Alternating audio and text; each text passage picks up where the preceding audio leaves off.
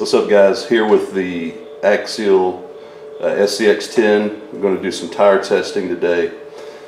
Some more testing between the Super Swamper TSL from Proline.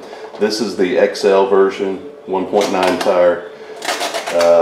See how it performs against the Falken Wild Peak tire. So you can see that studded there. We're going to have to mount those up, obviously. We got another set of rims and some foams that we're putting those on. Wanted to give you guys a quick glimpse at what we're testing today. We really want to see, we've done some testing on rock. Today we're going to focus on how these perform in the dirt. So both of these tires head to head. We're going to use this rig. I'll tell you a little bit about it as the test base. Pretty much standard Axial SCX10. Got the Proline scalar shocks with the dual rate springs installed. Got a 35 turn motor, just a standard cheap little can from Atomic. Got the pretty much stock Axial 82 ESC.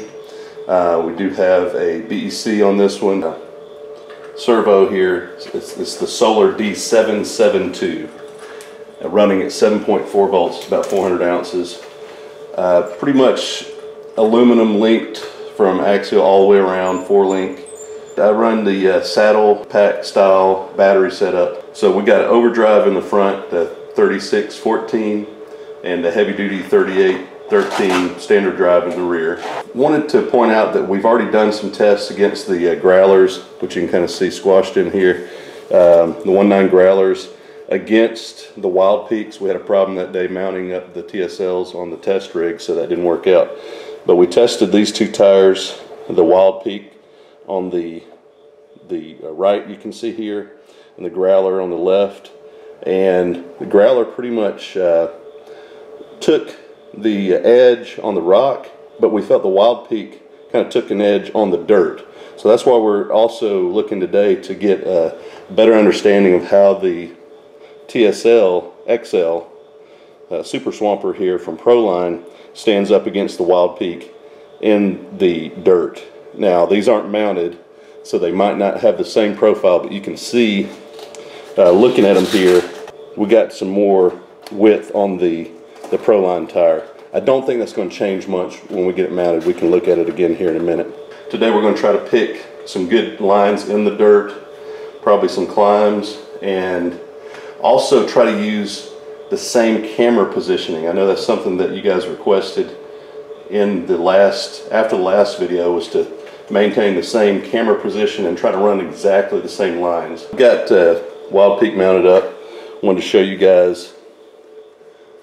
Okay, we got the differences here.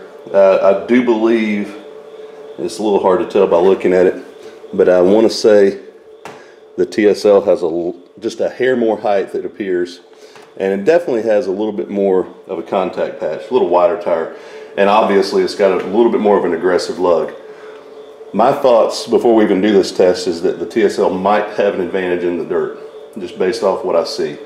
Now I want to talk about the foams real quick, just so you guys know what we're running. We're trying to run it as comparable as possible. Both setups, in terms of the wheels and tires here, will have crawler innovations. Again, the foams to get if you're going to be doing crawling and scaling. We got in the TSL XLs, we got the Little Novas, 4.5 inners front and back, and the outers are soft front and medium in the rear. Now the only difference here, and again it's because the Wild Peak's a little smaller of a tire, a little narrower of a tire. The Wild Peaks, they actually have the same foam but in a 4.25 inner. Soft outer in the front and the medium outer in the rear.